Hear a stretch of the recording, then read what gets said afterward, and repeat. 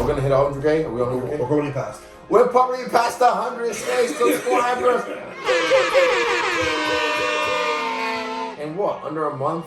See, I don't really care about these things because I don't like to focus on numbers too much. Same thing with Instagram. I'm glad I don't have likes because, you know, you find yourself sometimes creeping back into that shit. So I let him tell me what's going on in the streets of YouTube. But yeah, anyway, PS5 giveaway for my 100K subscribers. So, how to enter? Comment, write something, and be a subscriber. If you don't subscribe, you don't get the PS5. PS5 giveaway at 100K. You know the vibes. Style Beezy all day.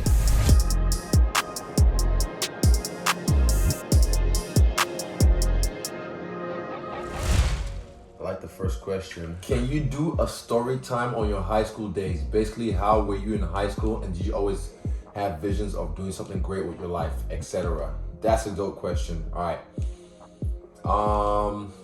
Fuck. Can I tell you something? What? I need shit again. No, you're holding it. Oh, God. Ooh, how long can he hold it? We can all play with this shit. This is fucking. Hey, can all play with this shit? Hot shit questions. It's a new one. Hot shit questions.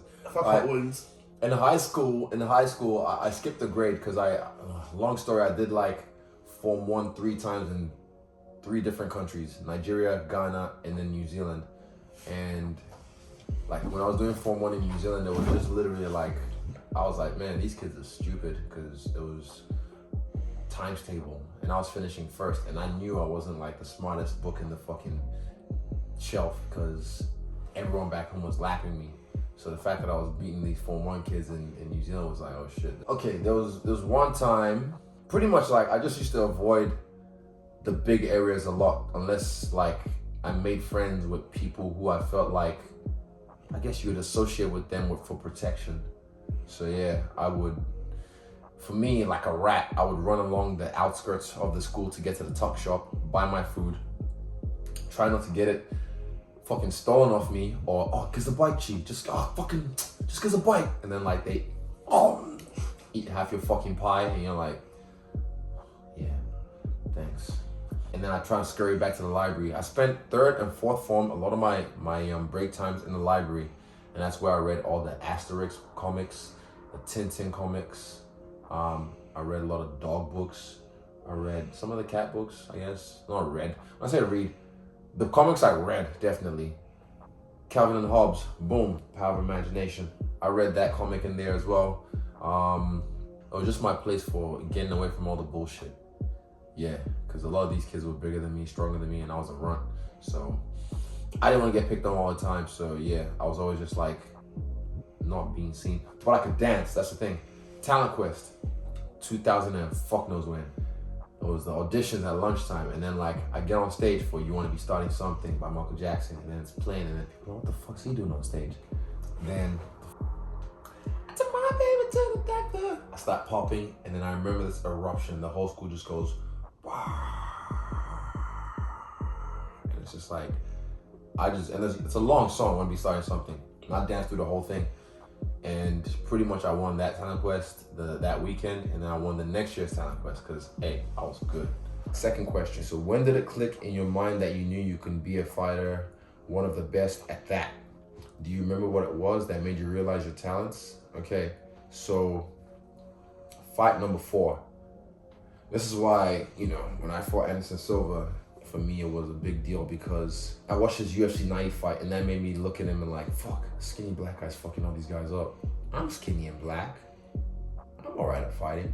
But I just kind of figured like, man, I could probably be the best at this. That was just in my mind. And then from my 4th fight in kickboxing, I came to Auckland, you know, and then I had this fight a few months later with a prospect, a guy that was like a rugby athlete that was just fucking, woo. And everyone was like, bro, he's the next big thing. I was like, but I'm the next big thing. That's how I felt in my mind. That's what I was saying. I was like, do they not know what I can do? That was the fight where I was just like, I think I might be the best at this. And then I just fed that. I just farmed that. And then, yeah, here we are today. If you're the guy with the death note, does that make Eugene Behrman your Shinigami? There's actually an illustration of that. I can't remember who did it, but there's an illustration with me with the note and Eugene is my Shinigami. But look, listen, one thing I need people to understand with this is like, there are no rules. There's no rules with this shit. Whatever character I'm embodying at the time, whatever character I'm feeling, whatever character is making me feel a way that I want to gravitate towards. I could be Ryuk one day, I could be L the next day, I could be Light the next day. In that universe, in that Death Note world, it's not linear. Like just this is this and that. It's just a big gray area. This whole thing. This is the mind. This is just imagination. So never ever leave like a cuff or like a limiting factor in your imagination. That's my advice to you. Ooh, around what age? This is from Tamaje Singleton. Sorry if I didn't mention your name before, my bad. I'm new at this, okay? Forgive me. Tamaje Singleton. Around what age do you find the strength to be so open and vulnerable with your emotions? It takes courage to be vulnerable and you do it without hesitation. I'd say in my mid-20s or late 20s, I started to like get a little bit more open and vulnerable with my emotions. So for me, like, I don't walk in a place and I think like I'm the shit and I've got to put this persona on like, yeah, I'm a badass. And fuck what? What you gonna do? Like, you know, that kind of shit. I'm just me. I'm respectful. I'm calm. I'm chill. Because I don't really have to prove anything. Like I said, YouTube me. But I'm able to talk about my experiences and my emotions and be really vulnerable to certain people because I kind of want people who can relate to get strength and inspiration from my stories, but at the same time, it lets those feelings not have any like hold over me because I feel like I'm not hiding anything. Like I said, we all have things to hide, but then when I'm very open with a lot of things. I'm very guarded with a lot of things, but then me being vulnerable with the things I'm being vulnerable with, because a lot of people aren't being vulnerable with those kind of things, especially when they're in my position, it makes me stronger because something that Charlemagne the God said, speak your truth so no one can ever use your truth against you. That's the best way I can put it. So yeah, thank you, Temjay. Okay. Hey, do you think you perform better when you fight in an arena full of fans? I think yes, because you're a showman. Much love from Romania. You might be right. Theodore VC.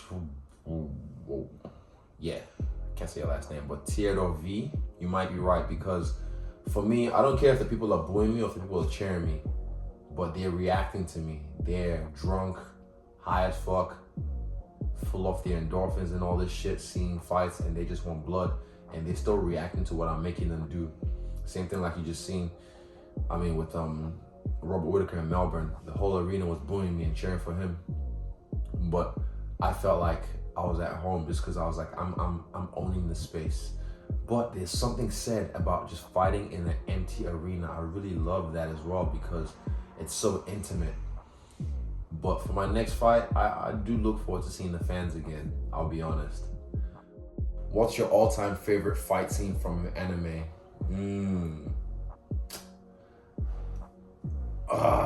Well, actually, it doesn't always have to be anime, by the way. Fucking hell, you weebs. Relax. We're all weebs. We're all nerds. We all like cartoons. We all like animation. But I think it was episode 43, Naruto. That's Rock Lee versus Gaara. Or like there's a few episodes, but the fight itself, that was a fight that made me like look at anime different. And like, oh shit, I want to watch this and more. But then recently, yeah, sure, it's not an anime, but it's a cartoon. It's on Prime Videos. It's called Invincible. So I watched half of the first episode, and then I was kind of like, I think I just fell asleep or something, because it was quite just reminded me of like just, I don't know, X-Men Evolution, but without my emotional attachment to the characters, because it's a new guy, new character, new universe. And then I saw Super Sadiq tweet about it, like the latest episode of Invincible is flame emoji, flame emoji, flame emoji, all the flame emojis, and I was just like, maybe I should finish the first episode. So last Saturday, I was just watching it in bed, and then the end of the first episode, that fight scene might be my new favorite fight scene in any animation. Cause imagine watching something just kind of, it's just, oh, it's all right, it's not bad, oh, it's okay, and then suddenly I don't want to fucking spoiler alert it, but then there's a bit where they gets his head and he's just like squeezing it, and then you're like, what the fuck? And then you're and then it just gets dark and you're just like, holy shit. And then the episode ends after that fight scene. So what does that do? Hooks you in for the next one. Yeah, so that's my new favorite fight scene in any animation. So yeah. Ooh, okay, best advice for a young kid whose parents don't want him to be a fighter. They want him to be a doctor, but he doesn't want to be a doctor and wants to be a fighter. A young kid. Well, fuck. Advice is listen to yourself. Eventually, this is the good thing about fighting. If you suck, you're gonna know really fast. You're gonna know really fast if you suck, and you're gonna get hurt. Hopefully not bad. You might not get hurt too bad. Advice is just listen to yourself. Like that's just what I did. I didn't listen to anyone around me, and I can't tell you to listen to your parents because I didn't, because I knew what I wanted to do. But everyone's story is different. A lot of people look to me they ask me for advice because they see me on this platform and they think he has the answer. He knows, he's been there. They look to me for these answers because they think that I can give them their answer. But just because I'm Israel Adesanya doesn't mean I can give you the answer to your story. That's your story, that's your thing. Ooh, do you ever get anime style flashbacks during your fights? Yes, I actually do. The one I can remember best was the Gaston fight in the 5th round. I swear. Not the bit with the famous quote, you know, you're not gonna beat me, I'm prepared to die. That was just me being real. But then there was a bit when I was fucking him up, and then he wouldn't go down, and I went, come on, like, let's go. Like, that felt like I was in some ultra instinct mode or whatever. Like, you could, if you got the eyes, if you got the Sharingan, you'd see the blue aura around me. Okay, last one. Your thoughts on fighting Vittori again. Okay, so for me, honestly, I wanted to fight Rob again. That's who I wanted to fight. I felt like, well, Vittori was number 6. He beats a random number 10 guy and then jumps up to number 3. And I was like, how the fuck does this guy deserve to fight for the belt? You know, like I said earlier on, he's been treating his loss to me like the biggest win of his career, you know? And Rob actually just did the work, beat top contenders, and then got to this point. So I wanted to fight Rob again. But unfortunately, like I said, Rob is an inactive guy. He likes to just fight and then fuck off. Same thing he did when he was champ, you know? But yeah, I like to fight. So Rob said September, Vittori said October, and I'm like, look, who wants to fucking fight in June? I ain't playing this foo-foo lame shit. Gatata. Who wants to smoke in June? And Vittori stepped up. I wasn't too happy about it. I was like, man. But then I saw my brother, Kamaru Dean. I saw him fight Jorge, beats him, then goes up and fights someone else, his close friend, Gilbert Burns, you know, knocks him out, and then demands to fight Jorge to prove a point, you know, and then he goes out there and proves his point, finishes him, like he said. So for me, I've taken inspiration from Kamaru, where it's like, right, I'm gonna shut this motherfucker up. Blah, blah, blah, blah. He's had his excuse for fucking 2 years, almost 3 years, almost 3 years, shit. Same excuse. You know one thing? He ran up on me in Vegas. Story time. So I'm in Vegas with Ash. I can't remember what club we're leaving. And then Vittori pulls up on me. Israel, what are you doing? What's up? I was like, the fuck? I was lit, by the way. I was like, the fuck? And I could see Ash get tense. And I was like, what are you doing here? I'm like, I'm here for blah, blah, blah, blah. And then he starts talking, and then I start talking, and it starts to get a little bit heated. And I just like, go there, stop. And then he goes, okay, wait, I just want to know, why did you say you want to train with us then? If you feel like you want to fight, why did you say you want to train with us then? I was like, listen here, bitch. I didn't say I want to train with you. I just mentioned to Rafael Cordero that if I was ever in your hood and time permits, I would love to come to your gym and get some work, because he is a legendary trainer of a lot of champions, a lot of legends, Truth to Box. So that was me paying my respects to him. And then he tried to like carry on. I was like, I ain't having none of this. Out. Yeah, so now I'm kind of like, well, he's always had that excuse of like, I don't know. Fuck, first of all, the judge, I know the guy's name. I'm not gonna say his name. Fuck the cunt. Cause he's ruined a lot of like decisions because of his incompetent judging. So because one stupid drunk motherfucking judge decides you won the fight, you want to hold on to that forever. Please roll the clips, all the stylings. The way I looked in that fight, I was teleporting on different stances, shifting out and cracking him. He was just, you know, juicing up at the time and he got popped later on after my fight. So hey, that's facts. That's facts. You know, but yeah. I'm out. Peace.